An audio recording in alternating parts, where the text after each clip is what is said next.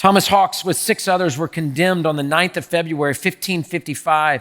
In education, he was knowledgeable. As a person, he was comely and of good statute. In manners, he was a gentleman, and he was a sincere Christian. That's what it describes him as.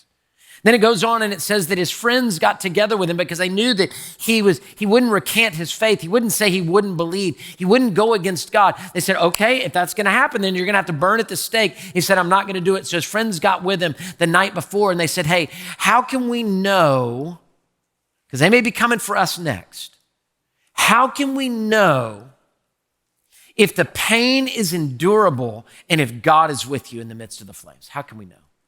So they decided in this small group of Christians that he would raise his hands above his head at some point in the flames. And that would be the sign to his friends, you can endure this and God is with me. So they take him, they chain him to the stake, they light the flames, and the flames begin to burn. And it gets to where you can't see him anymore, and his friends are surrounded. And they're looking and they're like,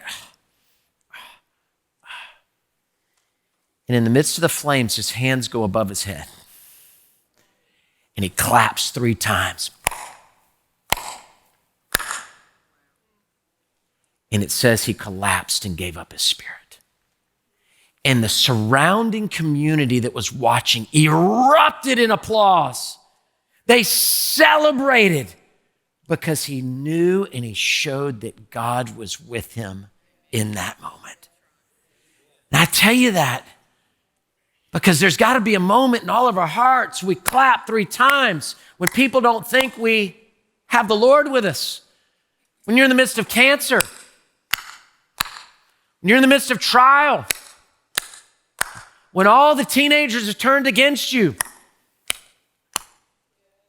when you don't know if you're going to make it, when the lawsuit comes, when the money looks bad, and those claps of the presence of God to take us through, to walk us through in the midst of the trial of the flames that we're going to encounter, not in those physical realms, that's not what I'm saying, but in our hearts when it feels like our souls are burning. And where's God? God's right there with you.